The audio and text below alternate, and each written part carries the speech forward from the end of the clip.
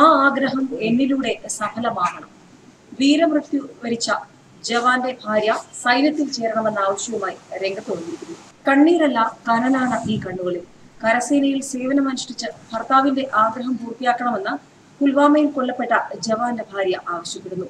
കർണാടക മണ്ഡ്യ സ്വദേശി എച്ച് ഗുരുവിന്റെ ഭാര്യ കലാവതിയാണ് ഭർത്താവിന്റെ ആഗ്രഹ പൂർത്തീകരണത്തിനായി സൈന്യത്തിൽ ചേരണമെന്ന് അറിയിച്ചിരിക്കുന്നത്. 10 വർഷം കൂടി സൈന്യത്തിൽ സേവനം തുടരണമെന്നായിരുന്നു ഗുരു ആഗ്രഹിച്ചത്.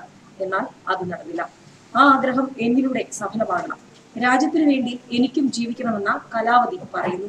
6 മാസം മുൻപായിരുന്നു ഗുരുവിന്റെയും കലാവതിയുടെയും വിവാഹം. ബിരുദധാരിയായ കലാവതിയെ MA-ക്ക് ചേർക്കാനുള്ള ഒരുക്കത്തിനിടെയാണ് ഭീകരാക്രമണം ഗുരുവിന്റെ ജീവനെടുത്തത്. 4 മാസം ഗർഭിണിയാണ് കലാവതി. പിറക്കാൻ പോകുന്ന ഈ കുഞ്ഞിനെയും തങ്ങളുടെ മറ്റു ചെറുമക്കളെയും സൈന്യത്തിൽ ചേർക്കുമെന്നാണ് ഗുരുവിന്റെ മാതാപിതാക്കളും പറയുന്നത്. പുൽവാമ ഭീകരാക്രമണത്തിൽ മരിച്ച സൈനികരെ സഹായിക്കാനായി നിരവധി പ്രഗത്ഭരും സമൂഹത്തിന്റെ വിവിധ തുറകളിലുള്ളവരുമാണ് രംഗത്ത് വന്നത്.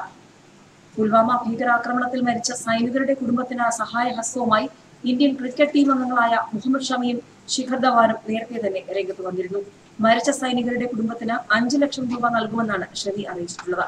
രാജ്യത്തിനായി ഞങ്ങൾ കളിക്കുമ്പോൾ അതിർത്തിയിൽ നമ്മുടെ രാജ്യം കാക്കുന്നത് സൈനികരാണ്.